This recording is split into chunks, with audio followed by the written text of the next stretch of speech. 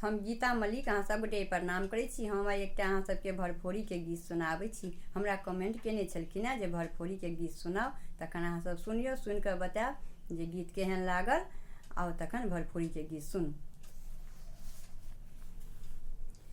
अब ने करियो अति देरी है माधव, अब ने करियो अति देरी, अब ने करियो अति देरी है माधव, अब ने करियो अति देरी।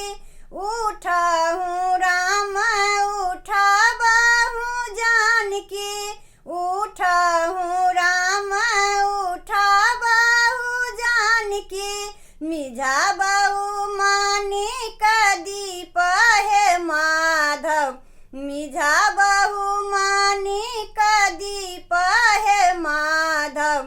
अब ने करियो अति देरी, अब ने करियो अति देरी है माधव, अब ने करियो अति देरी।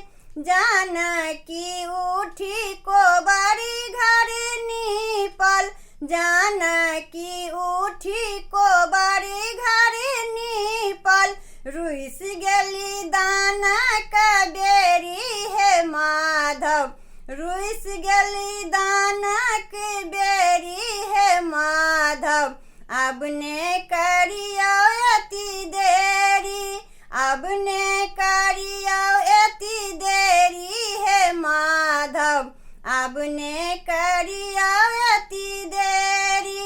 लक्ष्मण दियरी गछलनि कांगन, लक्ष्मण दियर गछलनि कांगन, सिया जी का रथी स्नान है माधव, सिया जी का रथी स्नान है माधव।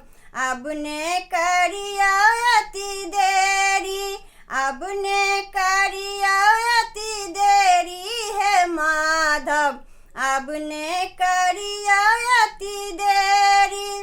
तुलसीदास प्रभु तुमरे दरस को, तुलसीदास प्रभु तुमरे दरस को, आज भरी फोरी के दिन है माधव, आज भरी फोरी के दिन है माधव।